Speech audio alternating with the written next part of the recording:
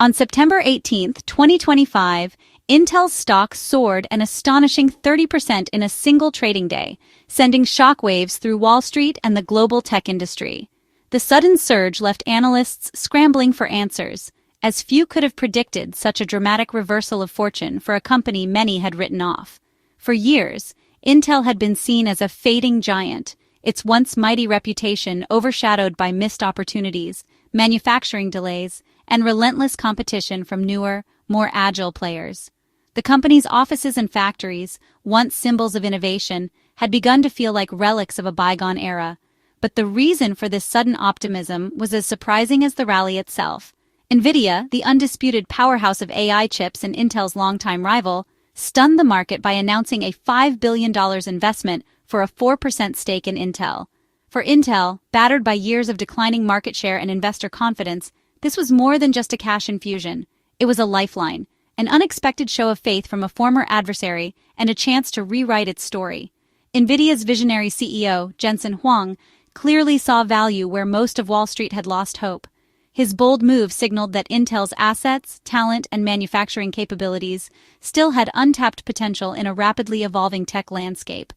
The deal marked the beginning of a new era, two industry titans, once fierce competitors, now finding common ground in the face of global chip shortages and the insatiable demand for AI hardware.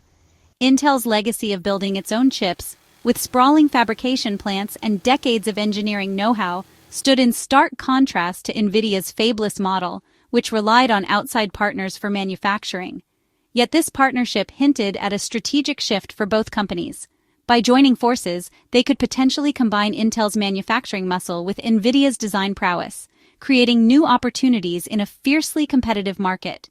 Investors, desperate for good news after years of disappointment, responded with a buying frenzy. The trading floor buzzed with excitement as Intel's stock became the story of the day. Yet beneath the euphoria, questions lingered. Was this truly the start of Intel's long-awaited comeback, or just a temporary boost fueled by hope and speculation? Only time would tell if this unlikely alliance could reshape the future of the semiconductor industry. The details of the Nvidia-Intel deal reveal a carefully crafted partnership, one that's as much about strategy as it is about survival. This $5 billion agreement isn't just a headline-grabbing number. It's a signal of shifting power dynamics in the tech industry and a glimpse into the future of artificial intelligence hardware. Nvidia will use Intel's CPUs in its AI data center servers, a major win for Intel, guaranteeing a key customer in a booming market. For Nvidia, it means access to reliable, high-performance chips to power the next generation of AI workloads, ensuring their servers remain at the cutting edge as demand for AI explodes worldwide. In return, Intel gets to integrate Nvidia's AI tech into its own PC chips, helping it catch up in the race for AI-powered computers.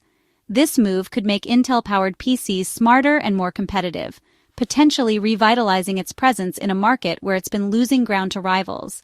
But beneath the surface, the deal exposes Intel's vulnerabilities. The company is desperate to reinvent itself as a leader in both AI and chip manufacturing. But this partnership only partially addresses those ambitions. The deal stops short of what Intel needs most. Nvidia won't use Intel's Foundry Services to manufacture its chips. For Intel, this is a painful reminder that its manufacturing business, once the envy of the industry, is now struggling to attract marquee customers. Instead, Nvidia will stick with TSMC, the world's leading chipmaker, leaving Intel's most troubled division, its contract manufacturing business, out in the cold. TSMC's dominance in advanced chip production remains unchallenged, and Intel's hopes of breaking that monopoly are dashed, at least for now. The partnership brings cash and credibility, but doesn't address Intel's core problem, its bleeding foundry business. The company's future was supposed to be built on manufacturing chips for others, but without major customers like Nvidia, that vision is slipping away. The foundry was supposed to be Intel's future, but without major customers, its survival is in doubt. Empty factory floors and idle equipment are stark reminders of the challenges Intel faces in regaining its manufacturing edge. Nvidia gets access to Intel's strengths and a stake in a competitor, while Intel gets a boost, but not a solution. The partnership is a calculated risk for both, but especially for Intel, which is betting that this collaboration will buy it time to regroup. the $5 billion is a lifeline, not a cure. It gives Intel breathing room, but doesn't fix the underlying issues that threaten its long-term survival. Investors cheered, sending Intel's stock higher on the news, but the fundamental challenge remains. The market is watching closely to see if Intel can turn this short-term win into lasting momentum. Ultimately, the real test for Intel lies ahead. Can it transform this partnership into a true comeback, or is it simply delaying the inevitable reckoning for its manufacturing business? Only time will tell if this $5 billion deal is the start of a new chapter, or just a temporary reprieve. In 2021, Intel launched its Foundry business, aiming to manufacture chips for the world, not just for itself. CEO Pat Gelsinger's vision transformed Intel from a struggling chip maker into a global manufacturing powerhouse, rivaling TSMC. The plan was bold: open new factories in the US and Europe, win over customers like Nvidia and Apple, and restore American leadership in semiconductors. The US government backed the plan, seeing Intel as a strategic asset in a world dependent on Asian chipmakers. But building a foundry business is about more than factories. It's about trust. Customers must hand over their most valuable designs and believe Intel can deliver, on time and at scale. Despite massive investment and patriotic rhetoric, Intel struggled to land the big customers it needed. The grand vision ran into harsh reality.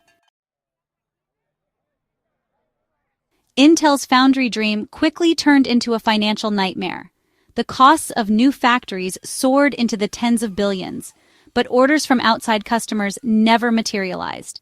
In 2023, the foundry division lost $7 billion. In 2024, losses nearly doubled to $13 billion. These losses drained resources from Intel's profitable divisions and hammered its stock price, which plunged 60% in a year. Investors lost faith, seeing the foundry as a black hole rather than a path to revival. Meanwhile, TSMC thrived, running its factories at full capacity for customers like Apple and Nvidia. Intel, by contrast, built empty factories and hoped customers would come. The "if you build it, they will come" strategy proved disastrously expensive. The gap between ambition and reality grew wider by the day. The foundry's massive losses and Intel's collapsing stock price triggered a leadership crisis. In December 2024, CEO Pat Gelsinger, the architect of the foundry's strategy, was ousted. His departure marked the end of an era and signaled the board's impatience with endless losses.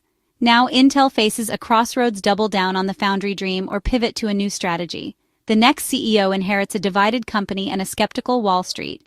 Leadership instability makes it even harder to win the trust of potential foundry customers. Without a clear vision and steady hand, Intel's turnaround remains in doubt. Wall Street analysts have grown deeply skeptical of Intel's foundry ambitions.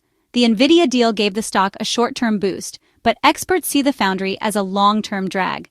Most predict years of continued losses, with profitability unlikely before 2027. The core problem: Intel hasn't landed a major customer like Apple or Nvidia for its foundry. TSMC's success is built on trust and flawless execution, qualities Intel has yet to prove. Every dollar spent on the foundry is a dollar not invested in Intel's core businesses, which face fierce competition. To analysts, the foundry strategy looks less like a bold bet and more like a costly distraction. With losses mounting, some analysts now suggest a radical move: Intel should sell its foundry business. This would split Intel into a fabless chip designer, like Nvidia or AMD, and a separate manufacturing company. Selling the factories would stop the cash drain and let Intel focus on designing world-class chips. The company would be leaner, more profitable, and more attractive to investors. But the risks are huge. Intel's own products rely on those factories, and splitting design from manufacturing could disrupt operations. It would also mean abandoning the dream of manufacturing leadership and could trigger political backlash over government subsidies. The decision isn't just financial, it's strategic, operational, and political. Selling the foundry could solve one problem, but create many more. Intel faces a wrenching choice. Intel's factories aren't just a business, they're a national security asset. The U.S. relies on Intel as the only American company capable of producing advanced chips at scale. Most cutting-edge chips are made in Taiwan, a geopolitical flashpoint. The U.S. government has poured billions into Intel through the CHIPS Act to reduce dependence on foreign foundries. If Intel abandons its foundry ambitions, it would undermine America's tech security and the government's industrial strategy. Any move to sell or scale back the foundry would face intense scrutiny from Washington. Intel's future is now a matter of national interest, not just corporate survival. Nvidia's $5 billion investment is a much-needed morale boost for Intel, signaling a vote of confidence from one of the industry's most influential players. But beneath the surface, this headline-grabbing deal doesn't address the company's most persistent and painful wounds. Intel's challenges run far deeper than a single partnership can heal. The partnership brings a flurry of positive headlines and a temporary lift in investor sentiment, but it doesn't offer real solutions to the foundry's staggering financial losses or its struggle to keep pace with global competitors. The numbers in Intel's financial reports still tell a sobering story of red ink and missed targets. Intel's real challenge is much bigger. It must convince the world's most demanding chip designers to trust its factories with their most advanced products. This is a marathon, not a sprint, a journey that will require years of relentless effort, billions more in investment, and a fundamental shift in how the industry views Intel's manufacturing capabilities. Some argue that selling the foundry could quickly solve Intel's financial crisis, freeing the company from mounting losses. But such a move would mean surrendering a core part of Intel's identity, and with it, a crucial pillar of America's ambitions to lead in advanced technology and manufacturing.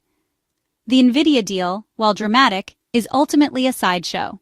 The real story is whether Intel can transform its foundry business into a true global competitor, one that can win the trust of customers and the respect of rivals. The next chapter in Intel's story will be written not in press releases, but in the contracts it wins or loses, and in the bold decisions made by its new leadership team.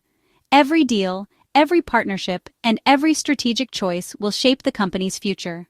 Today, Intel stands at a crossroads, facing a choice between pursuing a costly, uncertain dream of manufacturing leadership or accepting a painful retreat from its historic ambitions. The road ahead is uncertain, and the stakes have never been higher. For Intel and for the United States, the outcome of this gamble will shape not just the future of a company, but the future of American innovation and global technology leadership.